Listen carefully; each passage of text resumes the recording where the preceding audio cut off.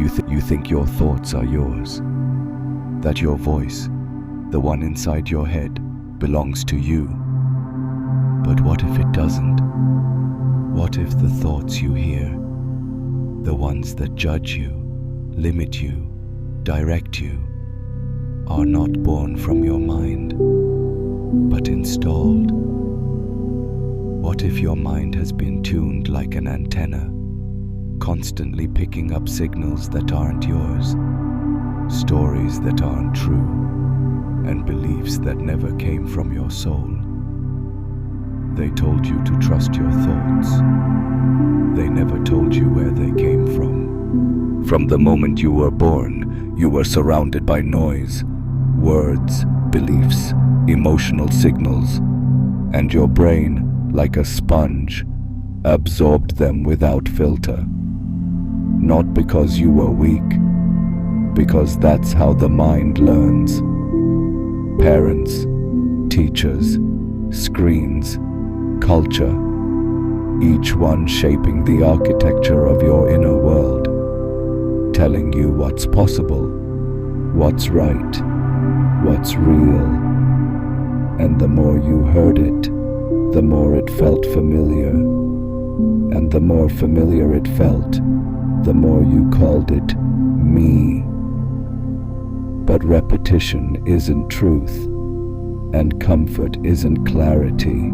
Science now confirms what mystics always knew. Your thoughts can be influenced by your environment, your emotions, your surroundings, even the people near you. This is called entrainment.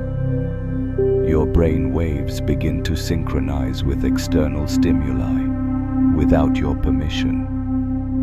Put a peaceful person in a chaotic room, and within minutes, they become agitated. Not because they chose to, because they tuned to it. Your mind is not a closed container, it's a receiver. And the question is, what frequency are you tuned to? Social media knows this.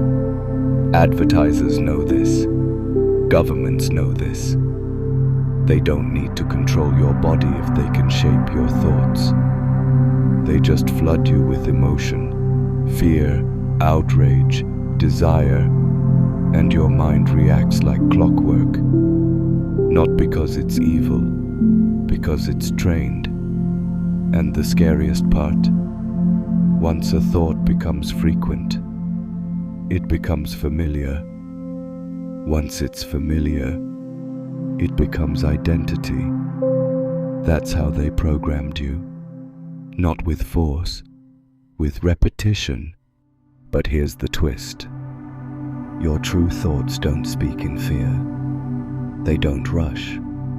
They don't attack. Your real thoughts rise in stillness. They come as knowing, not noise. As resonance, not reaction. If your inner voice is panicked, doubtful, angry, or repetitive, it's not you. It's programming echoing through your neural pathways. It's old code replaying itself. And the moment you stop identifying with it, you break the spell. Most people live their entire lives reacting to thoughts that were never theirs. They build careers around beliefs they never questioned. They sabotage love because of voices they mistook for instinct. You were taught to fear silence because silence is where you begin. And if you ever listened long enough, you'd hear something underneath the noise. Something ancient. Something true. Something that's been waiting. Not to speak, but to be heard. So how do you break free? You stop feeding the thought machine. You stop reacting automatically. You question every voice that says, you can't, you're not, you should. You watch, you observe, you witness. And in that witnessing, the false dissolves. Because thoughts lose power when you stop obeying them blindly. And in that space, a deeper clarity begins to emerge, one that doesn't demand, it guides. Here's what they don't want you to know.